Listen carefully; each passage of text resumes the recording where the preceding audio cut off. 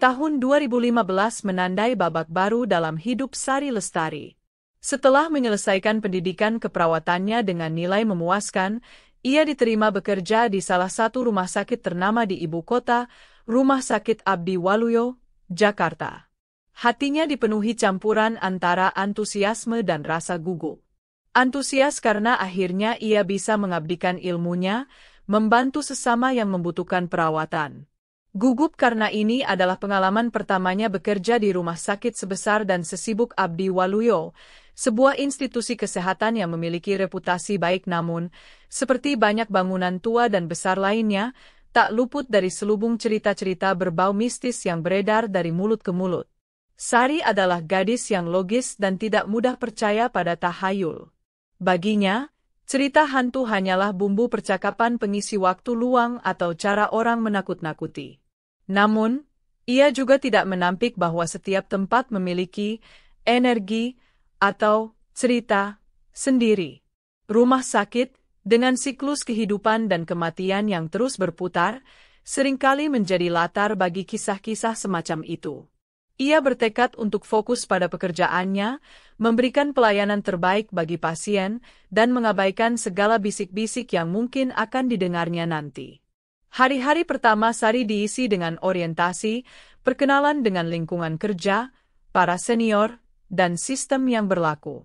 Ia ditempatkan di salah satu bangsal perawatan umum. Kesibukan rumah sakit sedikit banyak mengalihkan pikirannya dari hal-hal aneh. Ia menikmati ritme kerjanya, belajar banyak dari para perawat senior yang cekatan dan berpengalaman. Namun, setiap kali ia mendapatkan jadwal shift malam, ada sedikit perasaan tidak nyaman yang menyusup di hatinya, terutama ketika ia harus berjalan sendirian menyusuri koridor-koridor panjang yang sepi dan remang-remang. Gedung rumah sakit yang megah di siang hari, terasa begitu berbeda di malam hari. Cahaya lampu yang temaram, suara langkah kaki yang menggema, dan kesunyian yang hanya dipecahkan oleh suara alat medis atau rintihan pasien, menciptakan atmosfer yang khas.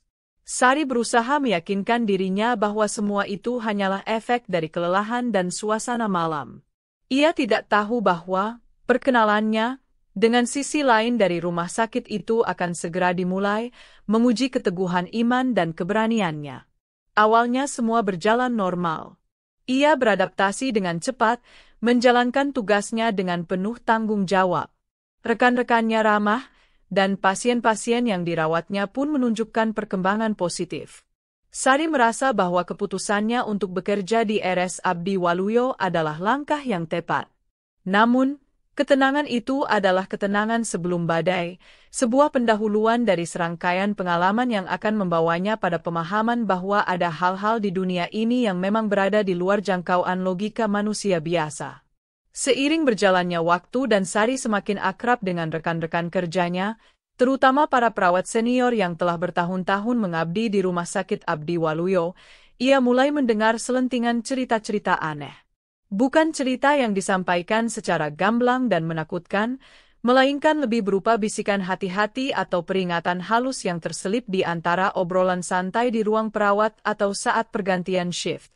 Mbak Ratih, salah satu perawat senior yang paling dekat dengan Sari, sesekali akan memberinya nasihat yang terdengar ambigu.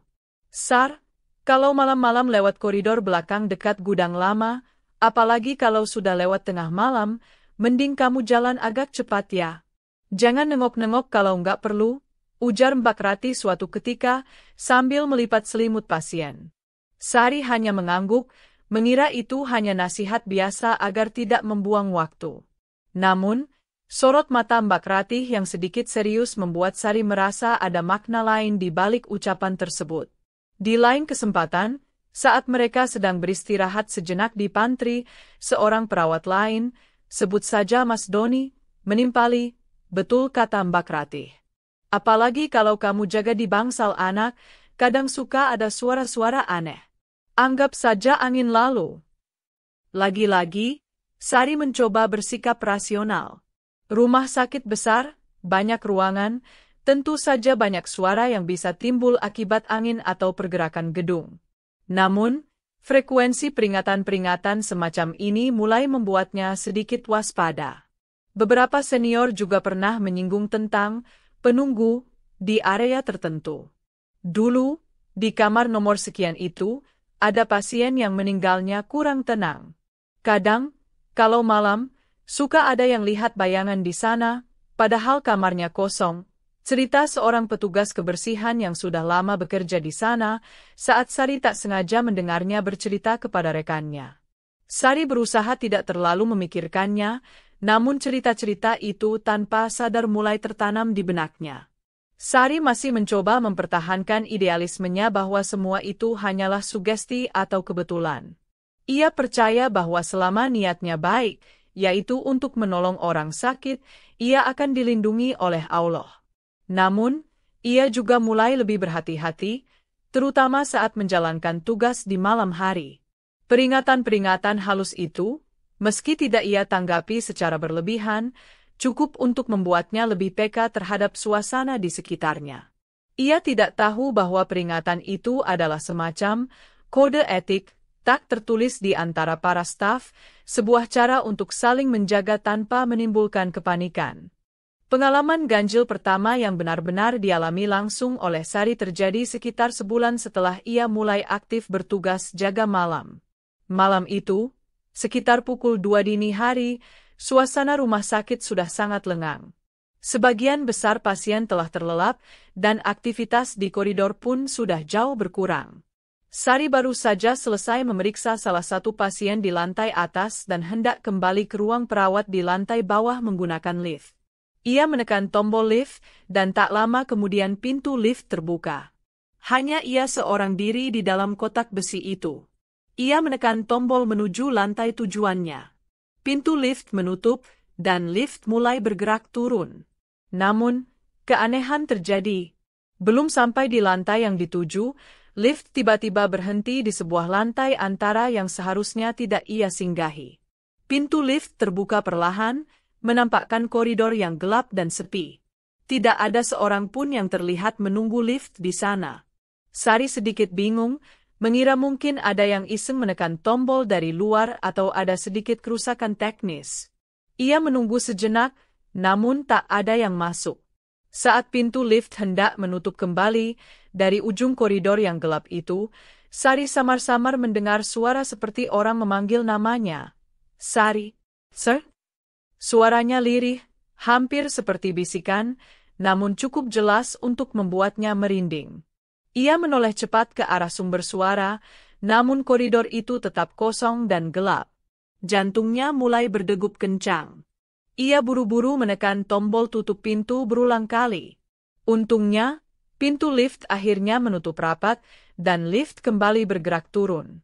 Sepanjang sisa perjalanan di dalam lift, Sari tak henti-hentinya berdoa. Perasaannya campur aduk antara takut dan tidak percaya. Siapa yang memanggilnya di koridor sepi itu pada jam 2 dini hari? Apakah hanya imajinasinya saja karena kelelahan? Namun, suara itu terasa begitu nyata. Setibanya di lantai tujuannya, Sari keluar dari lift dengan langkah cepat, wajahnya pucat. Ia tidak menceritakan kejadian ini kepada siapapun, khawatir dianggap berlebihan atau mengada-ada. Insiden di lift itu menjadi titik balik bagi Sari. Ia mulai menyadari bahwa mungkin ada sesuatu yang lain di rumah sakit itu, sesuatu yang tidak bisa dijelaskan dengan logika semata. Sejak saat itu, setiap kali harus menggunakan lift sendirian di malam hari, ia selalu merasa was-was. Ia lebih memilih menggunakan tangga jika jaraknya tidak terlalu jauh, meskipun itu berarti lebih melelahkan. Pengalaman itu, meski sederhana, cukup untuk menggoreskan sedikit rasa takut yang nyata dalam dirinya. Ruang perawatan intensif atau ICU selalu memiliki atmosfer yang berbeda. Disinilah pasien-pasien dengan kondisi kritis berjuang antara hidup dan mati. Peralatan medis canggih berbunyi silih berganti, menjadi penanda detak kehidupan. Suatu malam, Sari mendapat tugas jaga di ICU. Malam itu, kondisi ICU relatif lebih tenang dari biasanya, hanya ada beberapa pasien yang dirawat, dan sebagian besar dalam kondisi stabil. Kesempatan ini biasanya digunakan para perawat untuk sedikit beristirahat atau menyelesaikan administrasi. Sekitar pukul 3 pagi, ketika rasa kantuk mulai menyerang, Sari memutuskan untuk berkeliling memeriksa kondisi pasien sekali lagi sebelum mencoba memejamkan mata sejenak di ruang perawat. Saat ia melewati salah satu bilik yang seharusnya kosong karena pasien sebelumnya sudah dipindahkan ke ruang perawatan biasa sore tadi, dari sudut matanya ia menangkap gerakan. Ia berhenti, menajamkan pandangannya ke dalam bilik yang hanya diterangi cahaya remang dari monitor alat medis yang masih menyala. Di sana, di atas ranjang pasien yang kosong, Sari seperti melihat bayangan hitam samar berbentuk manusia sedang duduk membungkuk. Jantungnya serasa berhenti berdetak.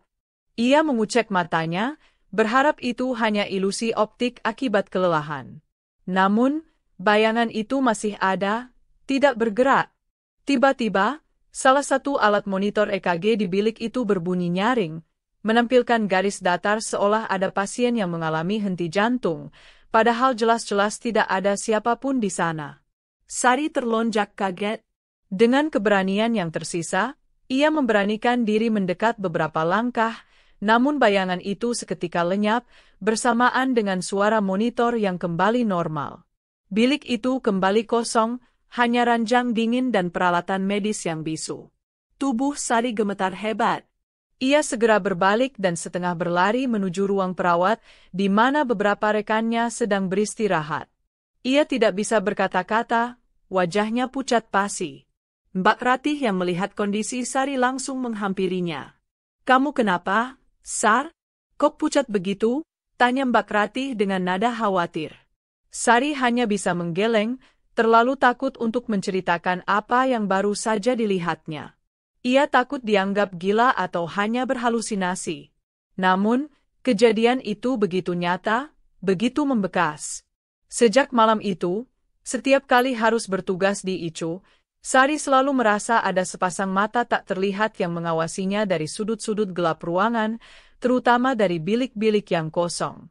Di antara sekian banyak cerita mistis yang beredar di lingkungan Rumah Sakit Abdi Waluyo, salah satu yang paling populer dan sering menjadi bahan perbincangan, terutama di kalangan staf yang sering bertugas malam, adalah legenda Suster Ngesot. Konon, ini adalah arwah seorang perawat yang meninggal secara tragis di masa lalu, kakinya patah atau lumpuh sehingga ia bergerak dengan cara menyeret tubuhnya. Kehadirannya sering ditandai dengan suara seretan di lantai dan bau anyir darah atau wangi melati yang aneh. Sari sudah beberapa kali mendengar cerita ini dari berbagai versi. Ada yang mengatakan sosok itu sering muncul di koridor tertentu yang jarang dilalui. Ada juga yang bilang ia suka menampakkan diri di dekat kamar mandi atau gudang penyimpanan alat-alat bekas. Awalnya, Sari menganggapnya hanya urban legend biasa, cerita pengantar tidur yang menyeramkan.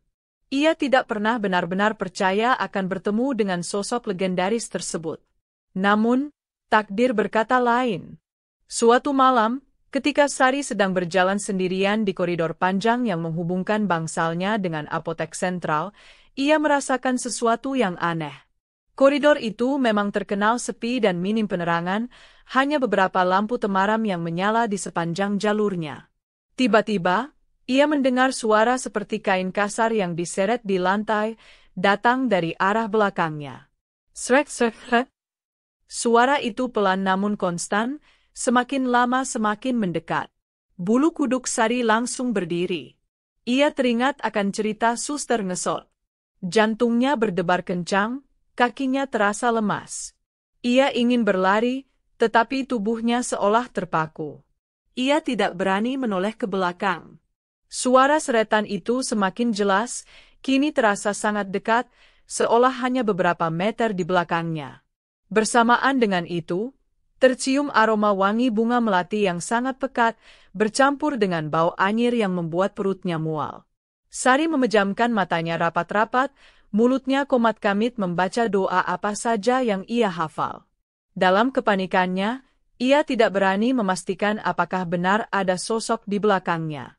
Ia hanya merasakan kehadiran yang begitu kuat dan menekan. Setelah beberapa saat yang terasa seperti selamanya, suara seretan dan aroma aneh itu perlahan menjauh dan kemudian menghilang. Sari masih terpaku di tempatnya, gemetar hebat. Ketika ia akhirnya memberanikan diri membuka mata dan menoleh, koridor di belakangnya kosong. Tidak ada siapa-siapa. Pengalaman itu begitu mencekam hingga membuatnya trauma melewati koridor tersebut sendirian di malam hari. Ia tidak pernah tahu pasti apa yang ada di belakangnya malam itu, namun ia yakin itu bukanlah sesuatu yang wajar. Area kamar mayat atau instalasi forensik di setiap rumah sakit selalu menjadi tempat yang dihindari jika tidak ada urusan mendesak. Aura dingin dan kesunyian yang mencekam seolah menjadi penanda bahwa tempat itu adalah gerbang terakhir bagi banyak jiwa. Meskipun tugas Sari sebagai perawat bangsal jarang sekali bersinggungan langsung dengan area ini, suatu malam ia terpaksa harus mengantarkan beberapa berkas rekam medis pasien yang baru saja meninggal dunia ke ruang administrasi yang letaknya tidak jauh dari kamar mayat. Waktu sudah menunjukkan pukul 1 dini hari. Koridor menuju area tersebut terasa semakin dingin dan sunyi. Hanya suara langkah kakinya sendiri yang menggema di keheningan malam. Semakin dekat dengan area kamar mayat, Sari merasakan hawa yang semakin berat. Ia berusaha mempercepat langkahnya, ingin segera menyelesaikan tugasnya dan kembali ke bangsal yang lebih hidup. Saat melewati pintu kamar mayat yang tertutup rapat, ia tidak bisa menahan diri untuk tidak melirik sekilas. Tiba-tiba, dari balik pintu tebal itu, Sari mendengar suara tangisan perempuan yang sangat lirih dan menyayat hati. Tangisan itu terdengar begitu sedih, penuh keputusasaan. Sari berhenti melangkah, tubuhnya menegang. Ia mencoba meyakinkan dirinya bahwa mungkin itu hanya suara dari ruangan lain yang terbawa gema, atau mungkin ada keluarga pasien yang sedang berduka di sekitar sana. Namun, koridor itu benar-benar sepi, tidak ada seorang pun selain dirinya. Suara tangisan itu terus terdengar, kadang jelas, kadang menghilang terbawa angin malam yang menyusup dari celah ventilasi. Sari merasa bulu kuduknya meremang hebat. Ia tidak berani mendekat atau mencari tahu sumber suara tersebut. Rasa takutnya sudah mencapai puncak. Dengan jantung yang berdegup kencang, ia segera menyerahkan berkas ke ruang administrasi yang untungnya ada petugas jaga, lalu bergegas kembali ke bangsalnya, setengah berlari meninggalkan area yang menyeramkan itu. Sepanjang sisa malam itu, suara tangisan lirih itu terus terngiang di telinganya. Ia bertanya-tanya, suara siapakah itu? Apakah arwah salah satu pasien yang belum tenang? Atau hanya imajinasinya yang terlalu liar karena berada di dekat kamar mayat? Apapun itu, pengalaman tersebut menambah daftar panjang kejadian ganjil yang dialaminya di Rumah Sakit Abdi Waluyo, membuatnya semakin yakin bahwa ia tidak sendirian di malam-malam sunyi rumah sakit. Malam itu adalah salah satu malam jaga tersibuk bagi Sari. Beberapa pasien di bangsalnya mengalami kondisi yang kurang stabil, membutuhkan perhatian ekstra. Setelah berjibaku menangani berbagai situasi darurat kecil, sekitar pukul 4 pagi, suasana mulai sedikit tenang. Sari baru saja hendak duduk sejenak di meja perawat untuk mencatat laporan, ketika tiba-tiba bel panggilan dari salah satu kamar pasien berbunyi nyaring, memecah kesunyian. Sari sedikit terkejut. Ia melihat nomor kamar yang tertera di panel panggilan. Itu adalah kamar nomor 307, sebuah kamar yang seharusnya kosong. Pasien terakhir di kamar itu sudah pulang beberapa hari yang lalu, dan belum ada pasien baru yang masuk. Ia memeriksa ulang catatan, memastikan tidak ada kesalahan. Benar saja, kamar itu tercatat kosong. Mungkin ada kerusakan pada sistem bel, pikirnya. Namun, bel itu terus berbunyi dengan interval yang teratur. Dengan sedikit rasa enggan dan penasaran, Sari memutuskan untuk memeriksanya. Ia berjalan menuju kamar 307. Semakin dekat, ia merasakan hawa dingin yang tidak biasa. Pintu kamar sedikit terbuka. Dengan hati-hati, ia mendorong pintu itu lebih lebar dan melongok ke dalam. Kamar itu gelap, hanya sedikit cahaya dari lampu koridor yang menerobos masuk. Dan benar saja, ranjang pasien di dalamnya kosong, rapi tertutup sprei putih bersih. Baru saja Sari hendak berbalik, menganggap ini hanyalah kesalahan teknis, ketika dari sudut matanya ia menangkap sesuatu.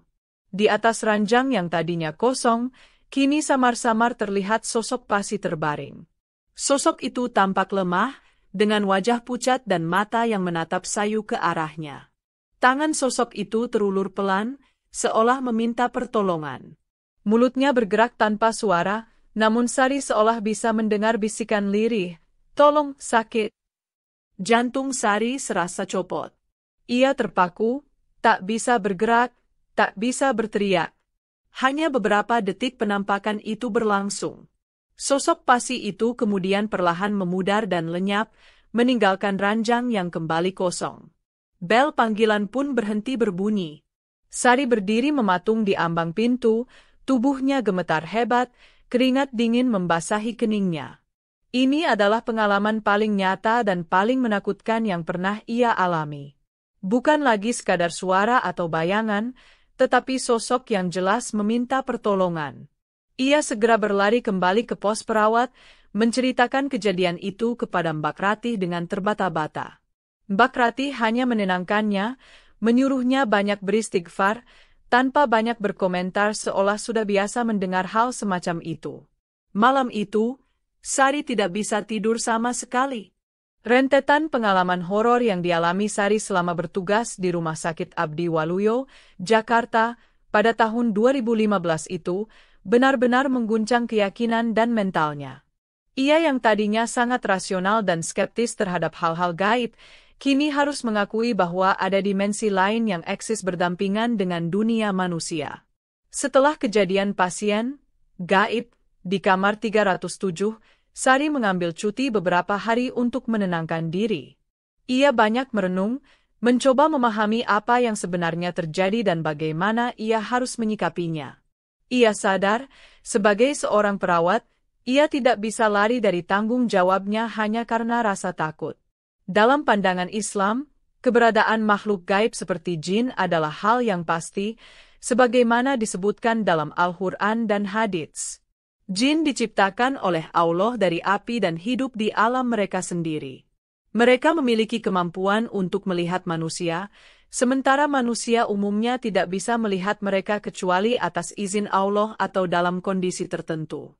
Rumah sakit, sebagai tempat di mana banyak terjadi peristiwa emosional kuat seperti kelahiran, kesakitan, dan kematian, seringkali dianggap sebagai tempat yang energinya memungkinkan terjadinya interaksi atau penampakan dari alam jin.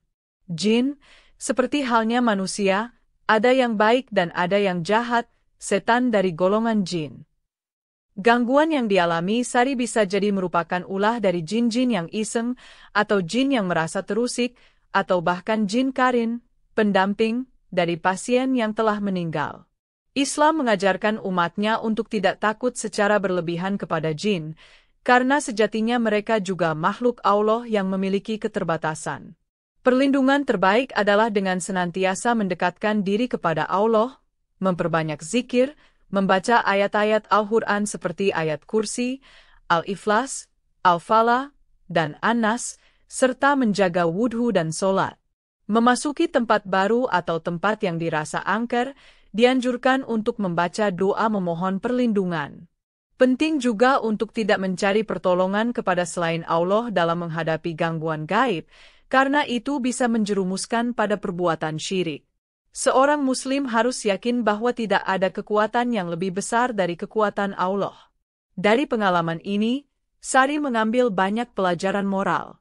Pertama, ia belajar untuk lebih memperkuat imannya dan senantiasa bersandar kepada Allah dalam setiap situasi. Kedua, ia menyadari pentingnya menjaga adab dan etika dimanapun berada, termasuk di tempat kerja, karena kita tidak pernah tahu siapa saja yang menghuni tempat tersebut. Ketiga, ujian ini justru membuatnya semakin termotivasi untuk menjadi perawat yang lebih baik, lebih berempati, dan lebih profesional, karena ia sadar bahwa tugasnya adalah mulia, yaitu meringankan penderitaan sesama. Rasa takut itu tetap ada, namun kini ia memiliki bekal spiritual yang lebih kuat untuk menghadapinya. Ia belajar untuk berdamai dengan situasi, tetap waspada, namun tidak membiarkan rasa takut mengalahkan kewajibannya. Sari akhirnya kembali bertugas dengan semangat baru. Meskipun bayangan kejadian-kejadian itu masih sesekali muncul, ia menghadapinya dengan doa dan keyakinan. Ia percaya bahwa Allah tidak akan memberikan ujian di luar batas kemampuan hambanya. Pengalaman itu, betapapun menakutkan, telah membentuknya menjadi pribadi yang lebih kuat dan lebih dekat dengan Sang Pencipta. Ia tetap melanjutkan pengabdiannya di Rumah Sakit Abdi Waluyo, membawa serta pelajaran berharga dari malam-malam panjang di koridor sunyi itu. Demikianlah kisah ini diceritakan, semoga dapat menghibur dan menambah wawasan, segala kebenaran detailnya, kita kembalikan kepada Allah, Tuhan pemilik kisah kehidupan.